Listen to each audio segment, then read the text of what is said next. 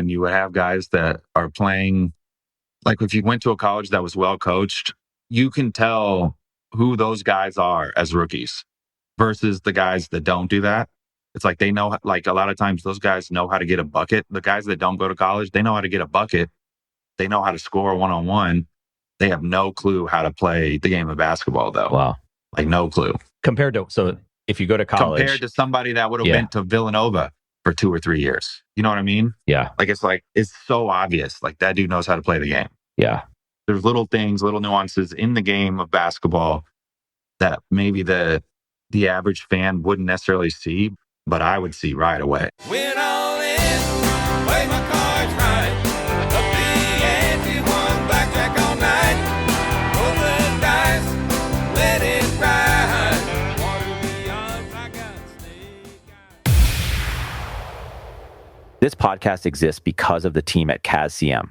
CASCM is a B2B content production company helping organizations create and share their stories.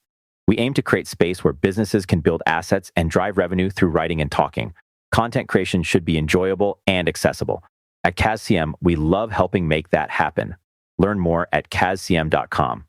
Man, you're busy. You got a lot of stuff going on. I do. Yeah. I do, which I think is a good thing because it's kind of helped me not really be thinking about the hoops and the basketball and me not doing that. So Yeah. I've heard you talk about that. We'll just keep recording from here. But sure.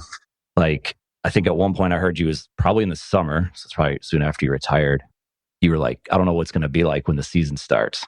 Now that the season's here, right. I mean, you're keeping busy. So is that just helped out a ton, it sounds like? It has helped out. I mean, it still is certainly weird looking at, I've been watching box scores and, games have been on.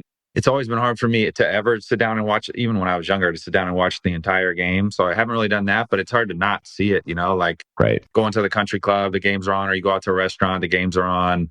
I've seen a bunch of highlights and all that too. So it's a weird feeling because it's kind of like my whole life. I've been like, I've always done stuff to prepare or to get ready for basketball.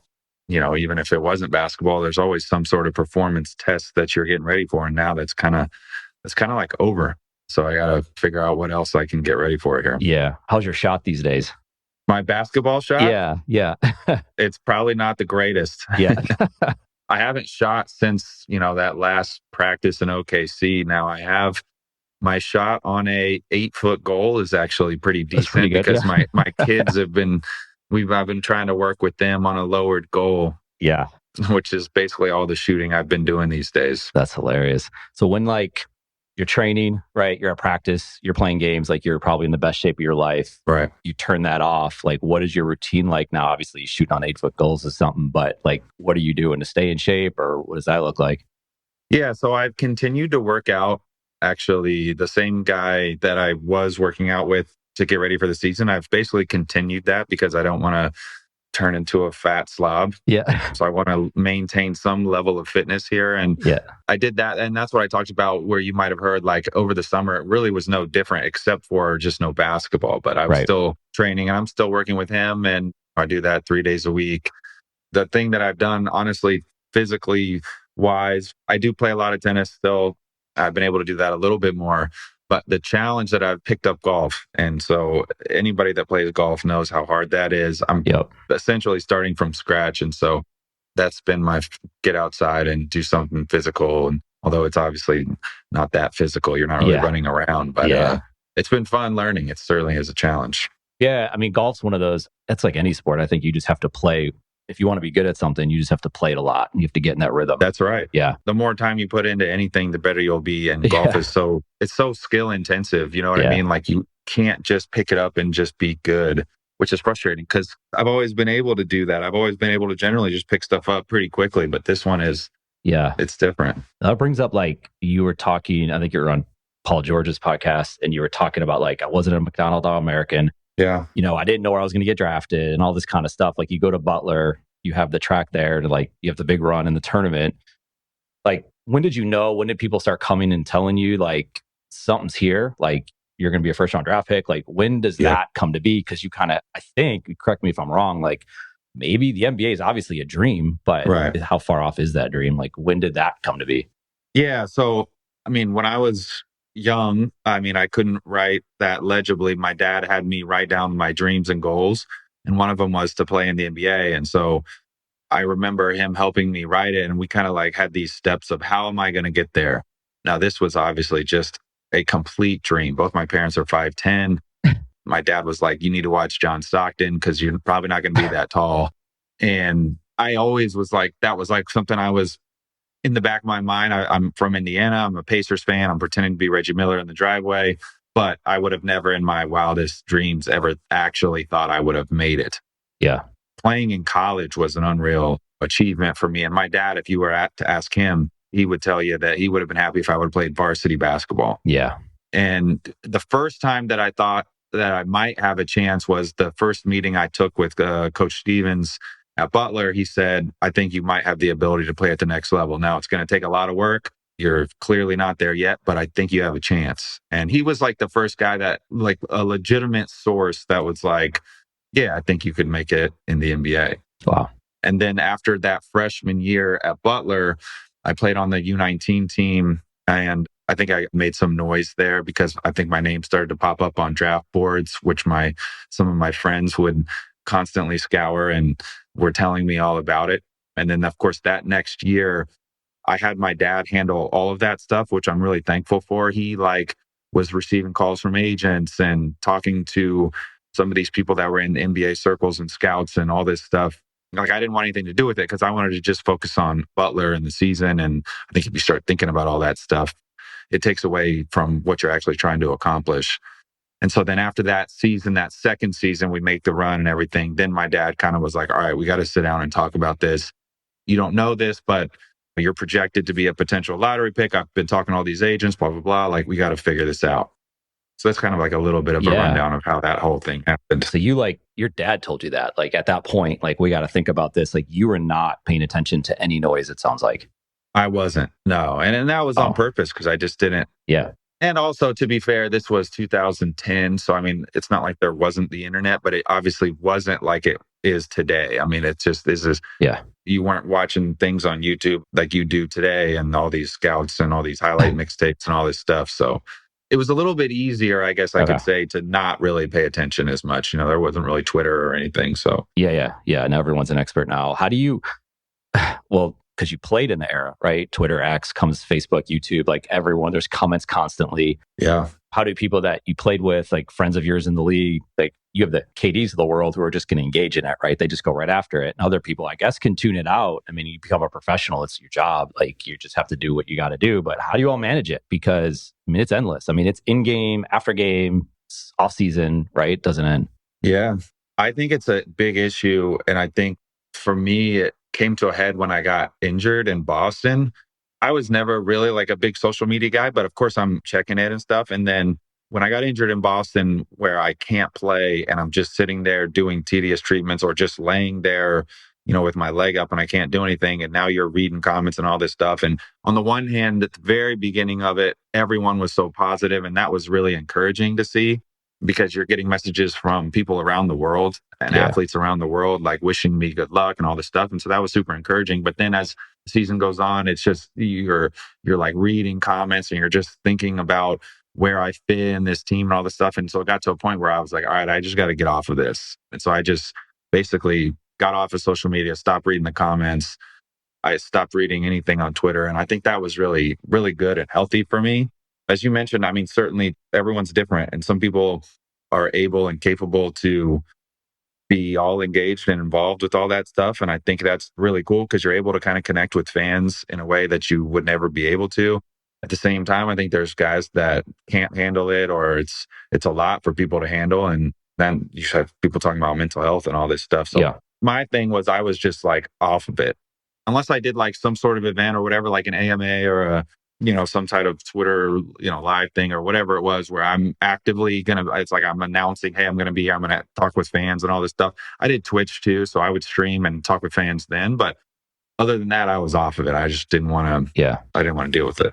There's like an awareness of it, I suppose, and like this discipline that clearly you had before. So you already had the discipline. And so then you're just applying that discipline to just other areas of your life when you're like, wait a second, I'm going down these rabbit holes and this is not working for me. Right. And this is going to take me off track for sure.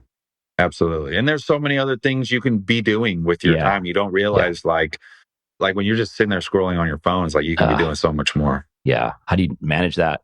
I don't know how old your kids are. Pretty young, 8-foot goals, right? All that kind of stuff. Like how do you manage it? How are you getting ready to manage it? Right. Like we know more, but we don't know what the long-term experiment is with these phones right now. So my kids are 9, 8, 5, and 4. Yeah. I should be knowing that way easier, but they're kind of like my older ones are coming into that age, but they're still not there yet. I mean, they don't have phones or anything. And I think the nice thing is that they're not the first generation that's having to go through this. So I think people are starting to wisen up to it a little bit. But yeah, I mean, it's a fine line because all these kids now talk on social media and they hardly text from what I've been hearing. That's all through all these different apps. And so on the one hand, you don't want your kid to be excluded from all this stuff and not be a part of everything. But on the other hand, it's like, I know how out of control it can be. So you're like, well, we're not doing that. And so it's a balance. I think it's something that all parents in this generation are trying to figure out. Yeah.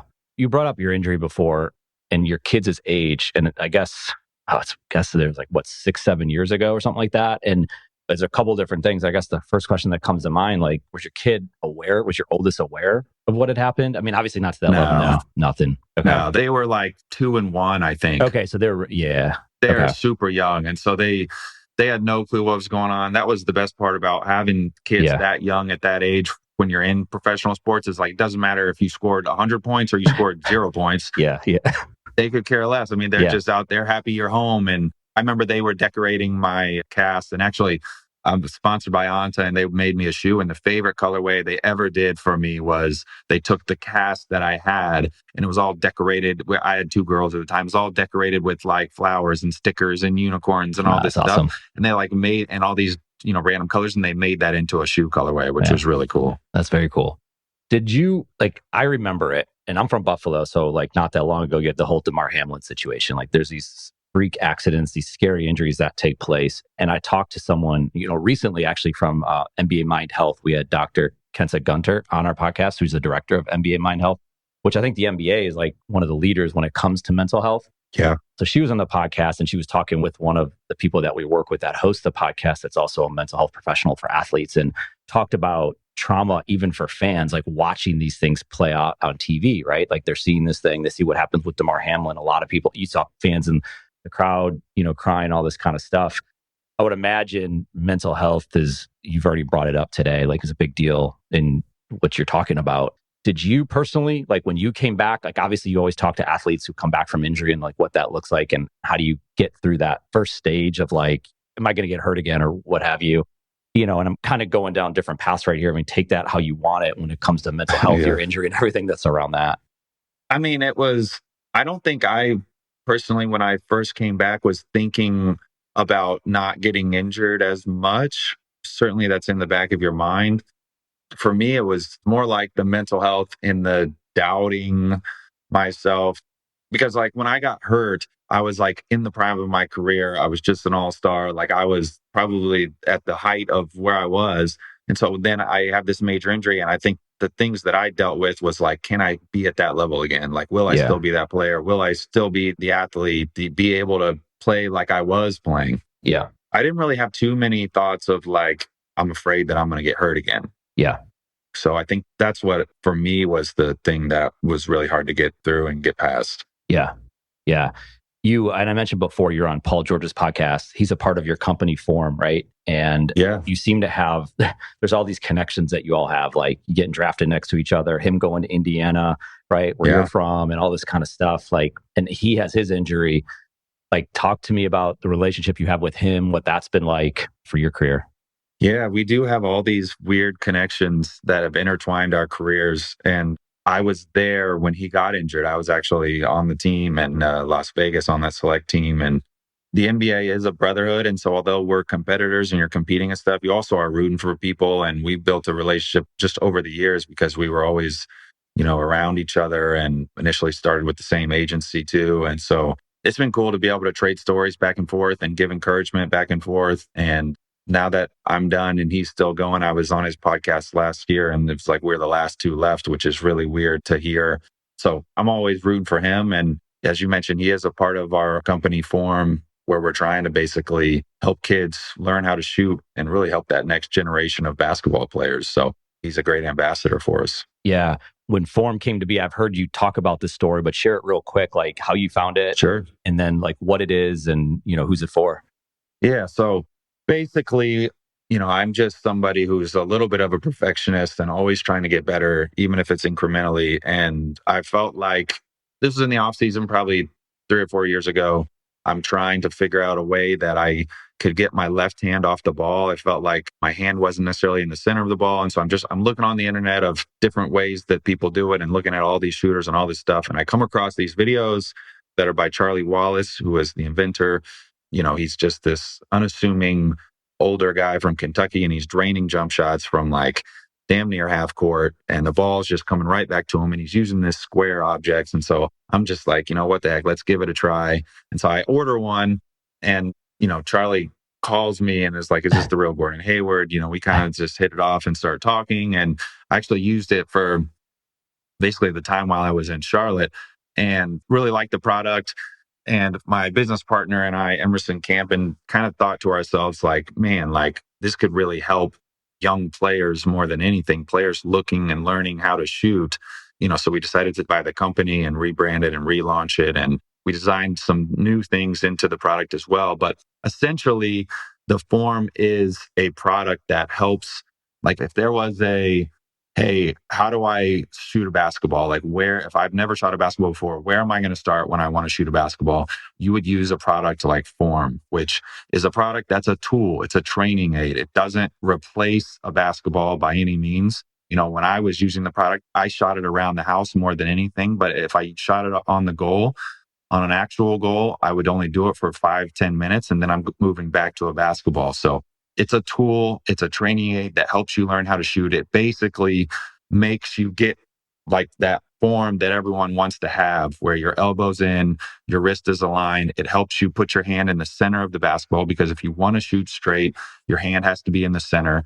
It really, because of the shape of it, it's a square, it's a cube. It helps you get your left hand or your off hand off of the balls, because you're really shooting a basketball with one hand. And then because of its unique shape, when you shoot it correctly, it's going to spin correctly, and you'll see that on a singular axis. And so it's just really easy to see it. So it's self-correcting. And so you basically, that you did it right. And one of the things that, like I mentioned just a minute ago, that really helped me was you don't necessarily need a hoop. And so I would just shoot it on my couch, like just shoot it up in the air while I'm watching TV or whatever. And so I think that's really cool, because there's a lot of kids that maybe don't have hoop in their backyard or don't have necessarily access to a gym all the time. And so then when they're at home and they want to still be practicing, you could pick up the Form and kind of just groove your shot. And so that's kind of the general gist of it. Yeah. How has it been going? And to add to that, like the feedback that you get from it immediately is really good, because I know a lot of stuff going on right now is on the analytical side. So you got apps for it, right? You have data coming back or you need a coach next to you telling you like, here's what's going on. And where this is actually giving you almost instant feedback, because you could tell, like you said.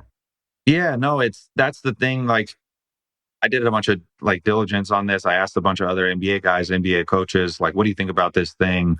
There's a lot of, I guess, basketball tools that will track all that data that you're talking about. They're tracking how many spin revolutions you have in your arc, how much arc you have and all this, but there's really nothing that helps. Like that doesn't ever help you like actually get good form. And so that's what I thought was cool, is that this thing legitimately helps you get the form that you're looking for, because if you don't do it correctly, you'll see right away, because it's a square. I mean, you'll see the thing will wobble like crazy and it's like, I didn't do that right. So I got to change what I just did. And it's very simple too. It's not like you got to like wear something or attach something. Yeah. It's essentially just like a ball that you just take with you. Yeah. When you're talking to other players, you're talking to other coaches, like that's like massive leverage that you have. Like you played in the league and you're taking advantage of it. I think I heard you say like, I was just trying to play basketball, right? I wasn't like thinking I'm going to be an entrepreneur when I grow up or when I, retire from the league. Like, but then you are, obviously something catches on for you. And then you just take advantage of like the resources you have. Like I'll hear of college athletes. Like I heard of a quarterback and he was like a 5th string quarterback. He had to transfer to Ohio State, or maybe he's like 3rd string at this year. I think it was like Justin Fields is there. And he was talking about how like, I know I'm not going to play. And if I'm playing, we're in real trouble, but I'm going to Ohio State. They're taking advantage of me. I'm going to take advantage of the opportunity that university, that the football program is going to give me. So it's a lot like what you're doing with to say, hey, I have these connections, I could use it, right? Like, obviously, if you stand by it, it's probably good. Great shooter. Yeah. You talk to Paul George, obviously one of the best shooters, right? That kind of stuff. You're taking advantage. I think, obviously that's an extreme level. I think for a lot of other people, they could just find that leverage in whatever it is that they're in to go and build something, right? No doubt. My dad would always say, it's not what you know, it's who you know. Yeah. And certainly there's things and people that I've made connections with and relationships with. And that's why I made sure I wanted to see what everyone thought. Yeah. And it just makes sense. This thing just makes sense. And like I said, it's probably not for everybody as far as if you've already been shooting one way, because the reality is you can shoot a basketball whatever way you want. There were plenty of NBA players that had terrible form that shot the ball well. But this helps you get kind of like the correct form. And it's a place to start. As we've talked about already, I've got little kids. And, in 15 minutes, I could work with my girls and they have a great base and a great foundation. Yeah.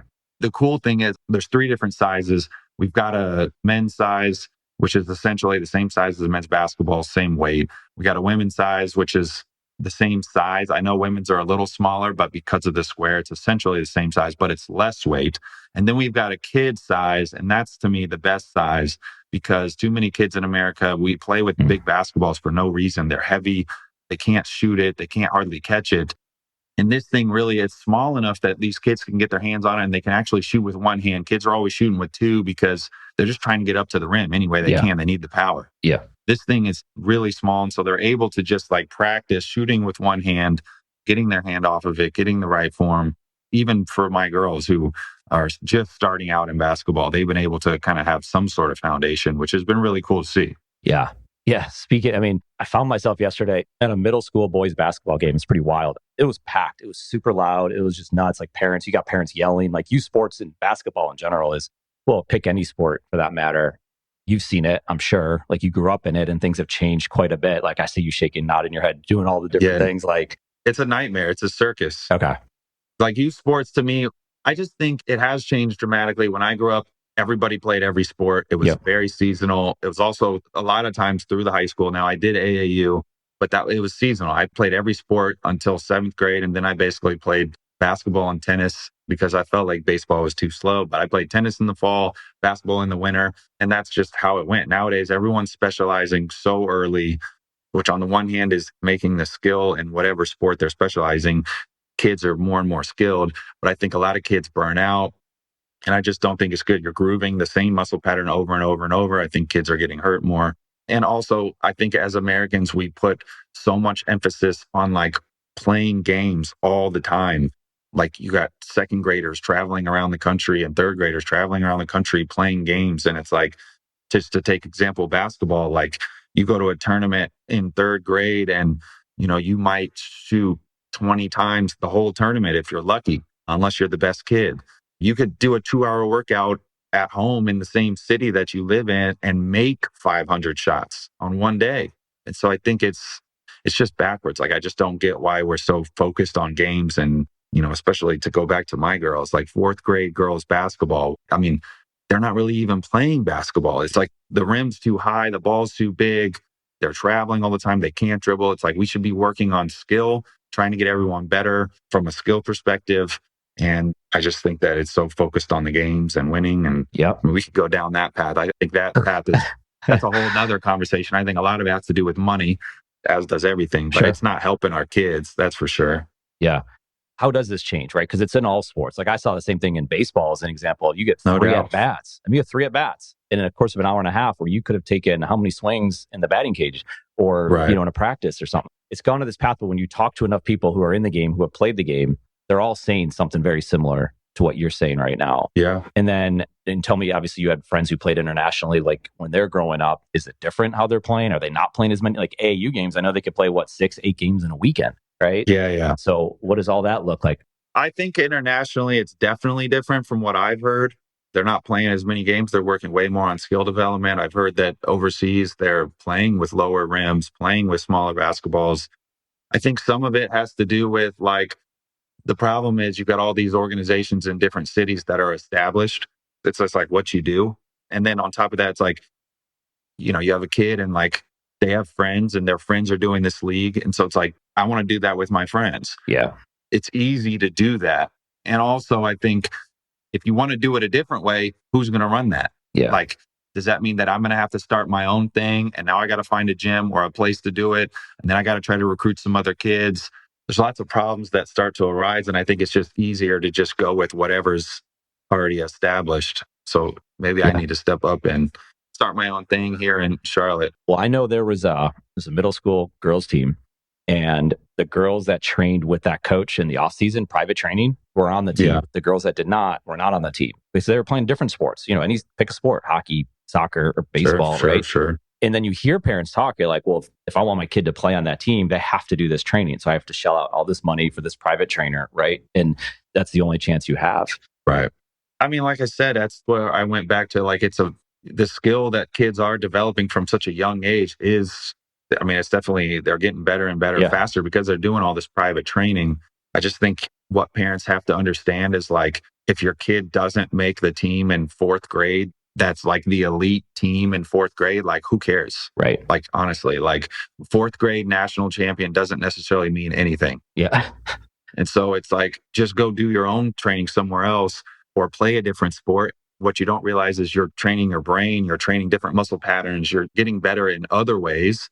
And I think at some point in time, probably when you get to be middle school-ish, we might need to start, like, specializing a little bit more. So it's like you can't play every sport or else you're not going to be jack of all trades, master of none. But I think up until then, like, certainly it's like, go play other sports, go have fun, like, go be a kid. Like, there's time for you to make it up. You know what I mean? Unless there's probably a couple sports here or there, like, like golf, like tennis, maybe, where it's like, okay, probably should specialize a little bit earlier because those are so skill intensive. But even those sports, you want to be an athlete. Yeah. I think you want to be with different friend groups and you want to be experiencing all of it, because how do you know if you really love something or not? Maybe you don't even know that you love tennis because you never gave it a chance, or soccer or whatever else, because you were specialized in baseball from 6 years old. Yeah. Day after day, week after week. Like, yeah. Unless you got a kid that just loves that and he's obsessed with it and all that, then maybe he might be an exception. Sure. College basketball, you got overtime elite, you can go international, you got all these things. And this isn't even basketball, like, recruiting starts pretty early in high school. If, you're good, like, hey, we're going to start recruiting you. And then there's all these websites that you go and you put your videos out there. College is super expensive. So a lot of parents are out there like, hey, this is a ticket to potentially get free college or discounted college and whatnot, which is great, right? I think that's an amazing thing that if an athlete can take advantage of that, and there's other ways, other scholarships to take advantage of it. So parents are looking for their kids to go play. Like, a lot of parents are out there, you're going to specialize, you're going to do these things because you're going to go get a college scholarship, right? I mean, that's what I was kind of alluding to. Like, I think that you have time to make up for that. Like, I don't think you necessarily need to specialize that early. I think once you get into middle school age and stuff, it's probably going to be beneficial for you to start picking a couple sports. Maybe, like I said, we can't play all of them at that point in time. I think you got to pick one that you really like or pick two that you really like and go after them. Yeah. If you want to play in college, I just think that it's hard. I get it. I see it from both sides as a parent. It's like, I want to give my kid the best chance to play in college or play at the next level or whatever. So I get that. But I just would say, I think that doesn't necessarily, doing it year round maybe will not be the best way for your kid to do that. Yeah. Like I just said, I think there's other things you learn and you get better at. You become a better athlete by playing multiple other sports, by doing other things. You don't get burnt out. I mean, I can just tell you from my experience, like, I was always excited to go to the next sport. Like, in the fall, when I was younger, I played soccer and tennis, and I played 1 year of football. And so then it was like, we're going from sport to sport and all this stuff.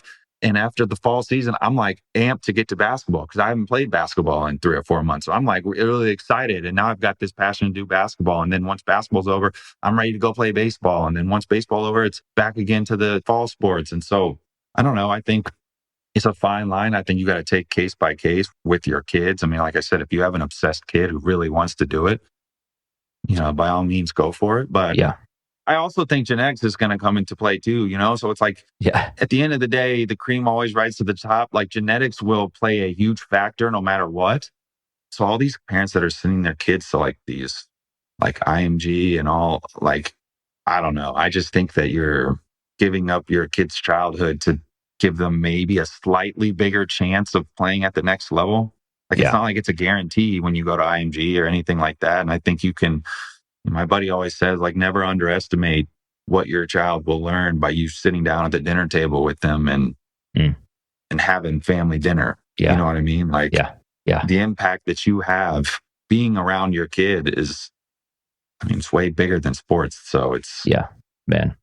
That means something coming from you, right? So I hope people hear that. There's just so many ways you can get better as a player, for example, in basketball, than necessarily going across the country to do some tournament or event or sending them to IMG. I just personally feel like there's so many other ways you can do it. Yeah. And so it's tough, though. I get it. Like I said, I see it from both sides. As a parent, you're sitting there like, maybe this will give them the best chance. But you said it earlier on, it is a business, and there's a lot of companies out here. They make a lot of money. Absolutely. And they're running a business, right? And they're taking advantage of what opportunity they have. And some mean very well, and they're doing great things. But at the same time, it's tough, right? I mean, thousands and thousands of dollars at some of these leagues, and the travel that takes place. Like you said, you're taking families and going in different directions. But I don't know. Right. It's too many games overall. It's way too many games. There's your answer. That's it. In summary, it's like way too many games. Like, I think if you were to find somebody, just from a basketball standpoint, if you were to find somebody in your city that did workouts and you were able to do workouts with that person, instead of traveling to, I live in Charlotte, instead of traveling to Florida for a tournament, if you did a workout on Friday and on Sunday, or Friday and Saturday, you're making 1,000 more shots. You're making 1,000 more shots. And if that person has somebody else, like, playing ones, playing twos, playing threes is way, way, way better than playing fives and hardly touching the ball and potentially sitting on the bench. Like, way better. Yeah. Like, not even close. You're going to get better faster. I think that's what it's all about. If you're trying to get better as a player, that's what it's all about. Yeah, man. Yeah. We keep going down that one. OKC last year, we take you and all your teammates that you think they have the same type of feeling about this, about U Sports? Well, OKC was a bad example because all young. Those guys are, those guys are just That's removed from U Sports. Yeah. There was only maybe one other guy that had a kid. So it was like, that's wild. They were a little bit of a different example. They came from that generation, right? Yeah, that's right. To take some 30 plus players from the league, they all have the same feeling that you have for the most part, if we're projecting. I would think a lot of the older players would feel very similar to me. And I've talked with a lot of other people from different sports too. I mean, I think our youth sports in America is really messed up right now. Yeah. Well, man, I enjoy talking about that with you. I agree. I got 3 kids myself, so I've seen it. I've watched it. I think the parents on the sidelines is a whole nother set of issues. When you watch that take place and what's happening, like in baseball, it's coaching behind the fence. In hockey, it's like behind the boards. And basketball, like, and you see it, man. You see the tears start coming down. And I don't know. I don't know everyone's situation, so I'm not here. It's right for me to judge on it, but it's a problem. No doubt. It's a problem. No doubt. Yeah. So then you go to college. So when you were in college, we didn't have NIL. We didn't have transfer portal. I don't know what would have happened when you were freshman year. I mean, you obviously had a great coach. You had a great team. So chances are you stay. I did talk to a college football player once, and he didn't play freshman year. They brought in another safety that was going to replace him. He's like, man, if I could have gone, he could have gone to Duke and played. Yeah. But he had to sit out a year. So he's like, I'm not doing that. It's so different right now. I mean, I was watching, it was early on. I think it was Ohio State, Texas. Ohio State has 5 transfers. Texas had 6. Wake Forest last year, like their entire starting 5 or something like that. And I'm not complaining about it. I'm just saying it's just the new way. It's a new era. Yeah. Like, what do you think about all this? Oh, man. I'm not necessarily the biggest fan of it. I think the NIL is probably fine. I think they need to fine tune that a little bit. But it's the transfers. I think the transfers is the biggest issue for me, because it would be a nightmare to be a college coach right now. You got to recruit your own team every year. Yeah. I don't know what the solution is either. Yeah. I think they're trying to figure it out, but it's got to be something, because it's just hard. Like, if I just use me as an example, and like you said, who knows what I would have done? We did have a good group of guys. We had a great coach. Yeah. That being said, like, if I play the way I did my freshman year in college, which was like, wasn't great, but we went to the tournament, whatever. And then North Carolina comes knocking and they're about to pay me $1 million. Like, how do I turn that down? Yeah. I don't know if I'm going to go to the NBA. Like, you're getting $1 million to go play basketball somewhere else. Like, yeah, I don't know how I turned that down. Like, especially back then, that's like life-changing money. That gives you such a head start on life. Oh, man. And so then I'm like looking at Butler like, well, I'd like to stay. What are you guys offering? And they're like, well, we'll give you a 50 or 100. I mean, right. How could you not go? Yeah. You know what I mean? Like, so it's like, I don't blame these kids either. Yeah. But like, that's really hard on Butler. Like, what is Butler to do there? I don't know. Like, how are they supposed to compete? Yeah. I don't know. I guess you pick up kids that, where the deal fell through or something happened right on the back end of it. We're like, oh, we're going to give this kid $1 million. And he turned out to be a $50,000 player for that. And we're like, well, man, we got to replace you. So you got to go transfer to some other school, mid-major. I don't know. Yeah, it's just, there's a lot of issues that start to arise. And also, here's the other thing that it happens in the NBA all the time, but then you would have this happening in college too. Like, all right, so let's say I'm on a college team and I'm making 50 grand. And then we get this guy who comes in, they're going to pay him $1 million. I'm making 100 just to make it a little better. And he's making $1 million though. But I'm like looking at him after the game, he had 4 points and I had 25 or 30. And I'm thinking to myself, like, why are we paying him $1 million? Like, to me, it's that you start like, it takes the winning out of the equation. Yeah. You know what I mean? Like, it's almost like, I don't really care about winning. I just care about getting my stats up. So then maybe I can go to another place and get that $1 million contract or $500,000 or whatever it is. Yeah. I mean, that's always people's complaint to me, like about the NBA, right? It's like, it's less about the winning. And I don't know. I think you're introducing that into the college. Yeah. Did you see that in the NBA? Like, did you feel, or did it depend on the team and the culture of that team? Like, what is this team about? For sure. Yeah. For sure. We could debate this, but players would say that like coaches get paid on wins and players get paid on stats. I mean, GMs would tell you if we win, everyone will get paid. And to some extent, that's true, but we better win the whole thing. Right. You know what I mean? Like, it's a business. Of course, you're looking out for your livelihood. This is how you're paying for your family and paying for generational wealth and all this stuff. So it's like, I would probably guess that like, unless it's a player who's at the very end of his career, 99% of NBA players would rather average 25 and be not in the playoffs than average 7 and be on a contender. Wow. Yeah. I just think that's human nature. And because they're going to pay the person that's scoring 25 a game a huge contract. Yeah. Yeah. And they're not going to probably pay the 7 to 10 points per game, even on a contender, nearly as much. Yeah. Yeah. So I just think that's how it is in the NBA. Yeah. And so, like I said, now you're introducing that a little bit into college. Yeah. They have options, right? You can go overseas. You can go to the G League, overtime elites. Like, you don't even have to go play college basketball. Right. And I think more and more are going. I don't know exactly what it looks like today, but I mean, the draft, you turn the draft on, it's like, it's not like we used to watch, right? Like Georgetown, Syracuse, North Carolina, Duke, Kentucky, right? Like constantly. It's different. It is. I don't know. I think when you would have guys that are playing, like if you went to a college that was well coached, you can tell who those guys are as rookies versus the guys that don't do that. It's like they know, like a lot of times those guys know how to get a bucket. The guys that don't go to college, they know how to get a bucket. They know how to score one-on-one. They have no clue how to play the game of basketball, though. Wow. Like no clue.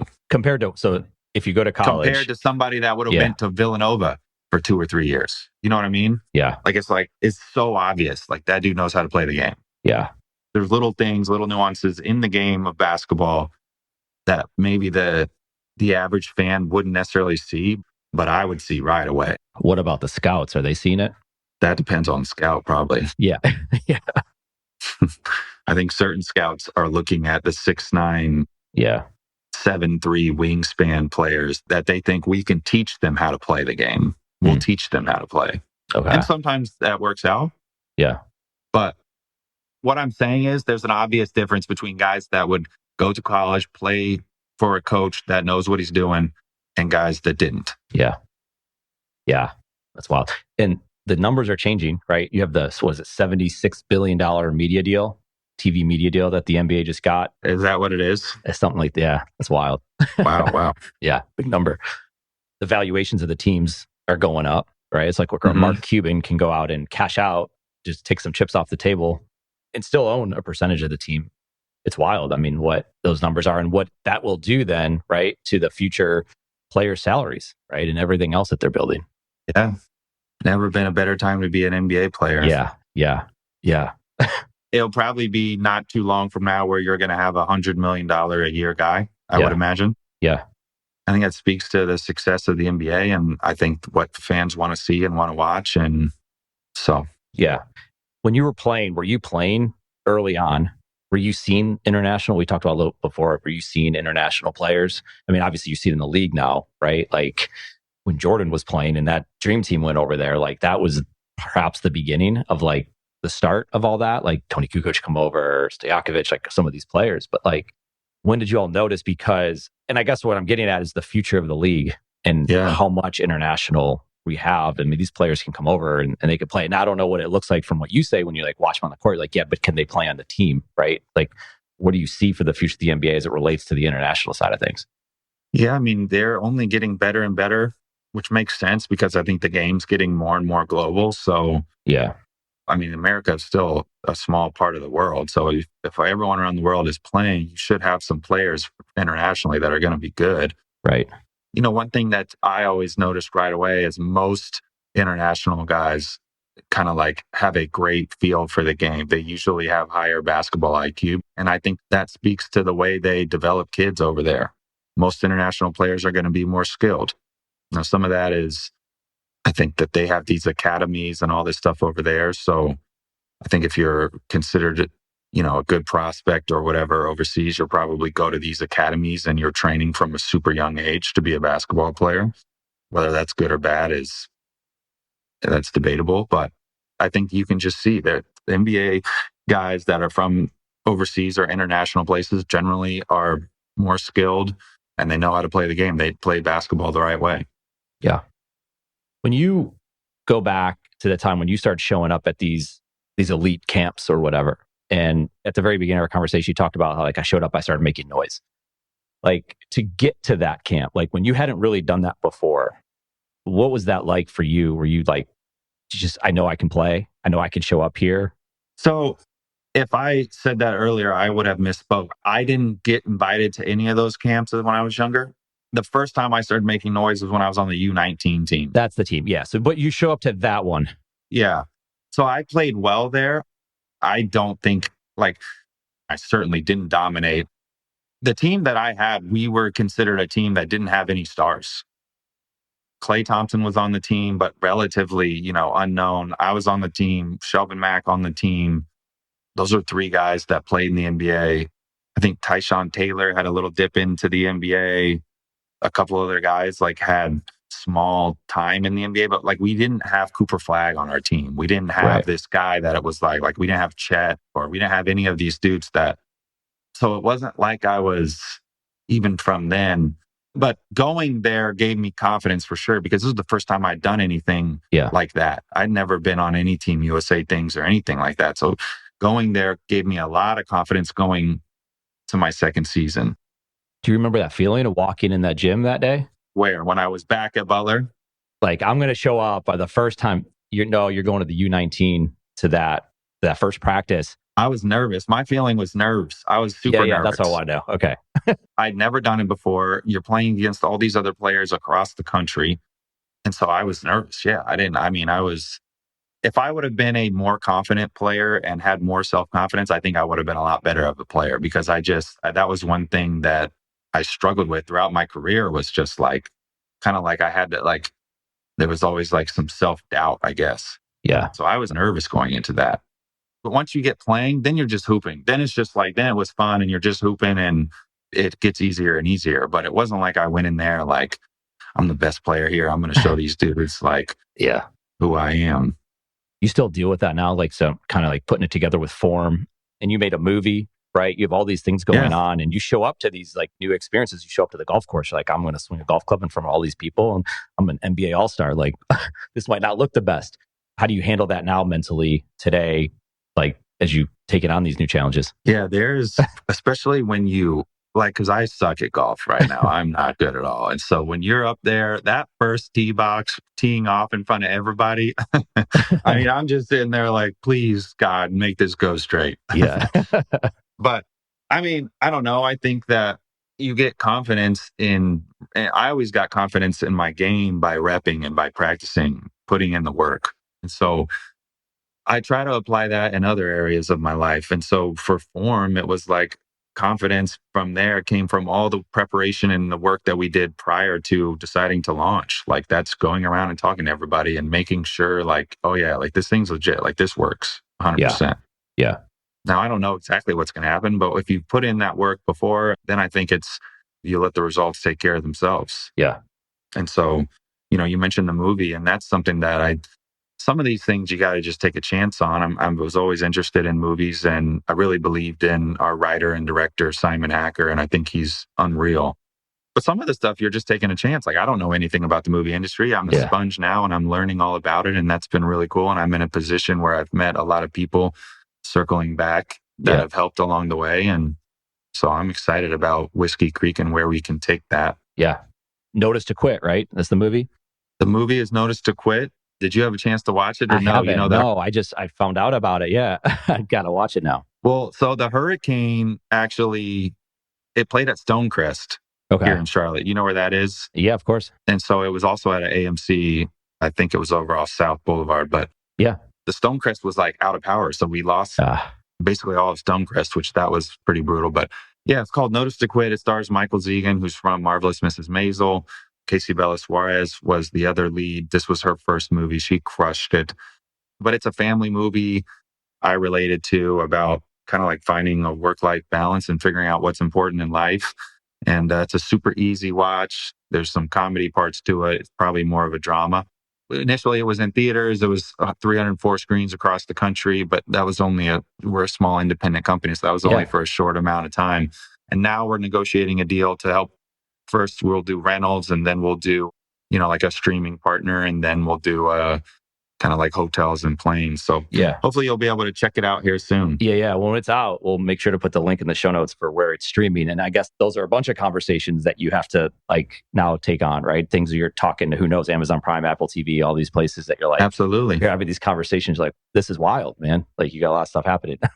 That's right. And as I mentioned, that's something where I'm just learning along the way and just trying to soak everything in. And it's been an eye-opening experience. The whole movie industry, I've learned a lot about it. And ultimately, I was proud of what we were able to accomplish because we are such a small indie company and the whole movie industry is changing. A lot of the streaming companies now are just like making their own movies. And after COVID, people weren't going to the theaters as much, but I think they're making a little bit of a comeback now. And so we distributed the movie ourselves and made it to screens across the country, which I think is really cool. So, well, independent production, I think, is in demand. I mean, think about podcasts and you think about what just happened with the election. That's all right. these people showing up on these different podcasts. You're like, these aren't owned by anybody but the individual. And perhaps they created a production company behind it. Having this opportunity to talk to you today, like it doesn't exist without a podcast. 10, 15 years ago, this conversation doesn't happen. You're talking to ESPN, Sporting News, what have you, local news. And now here you are doing all this media, right? Like you're showing and you're talking about your movie, you're talking about form, you're talking about your playing days, you talk about the future of basketball and all that kind of stuff. Yeah. Like, how's it been for you showing up on these podcasts and having these perhaps longer form conversations, sometimes shorter form, where you're just like getting into, to use the word form, your company. But like, how has that been in the media space and helping you out? It's been great. It's been a lot of fun. I've been able to talk to multiple people, as you mentioned, that I wouldn't normally be able to talk to. So I've been able to meet new people and talk with new people. And at the same time, it's marketing for Form and it's marketing for Whiskey Creek. And I think that everything's not behind a paywall like it used to be. Yeah. And I think that's really cool. And it gives a lot of different people the ability and the opportunity to get themselves out there and help launch their career. And if they're really good at it, they can find an avenue of success that way instead of having to, always go through these like gatekeepers per se. Yeah, man. Well, it's awesome. I appreciate the time to talk today. For Form, where do people learn about Form? Where do they connect with you and learn more about what you're up to? Yeah, so basketballform.com, you can go to. We have social on Instagram and Facebook and TikTok and all that. So you can follow it there as well. The thing is with Form is that it looks kind of unconventional. A lot of people have commented like, why are we going to shoot a brick? Yeah. And, I would volley back, you shoot a brick now so you won't shoot a brick later. That's it. Yeah. And I just think give it a chance. I think it really does. It really does lock in your form, especially for young kids. I think there's nothing better. I've seen it firsthand with my girls. I've seen it with friends, kids. It really does get you a good starting point. So yeah. Thank you, Eric, for having me on this. This has been fun. Yeah, it's been great. I think it's even for like kids who never truly learned how to shoot, right? Like maybe they shoot exactly. And it's like one day they're hot, next day they can't find the rim, right? So that's right. And you know what? To that same point right there, like I think here's the other thing is when I want to learn to do anything right now, I just go to YouTube and you could look up the how-to video and then that's awesome. But I think there's a lot of parents that are like trying to help. Maybe they didn't play basketball. They're trying to help their kids. Like you could buy one of these yourself and try it out yourself and get the form. And so then you could then help your kid too. So I think it could help parents or adults who've never shot a basketball before. Yeah. It's a good place to start right here. No, that's awesome. We just want to go to Park Road Park. I mean, I'm going to get one for myself and then I love it. I think it's great, man. But you're super easy to talk to. Really genuine dude, man. I really appreciate you coming on. We've been talking for over an hour. Yeah. But thank you. Thank you, man. I appreciate it. All right. Thanks, Eric. This is a Quiet Loud Studios production, the podcast network where reflection meets amplification.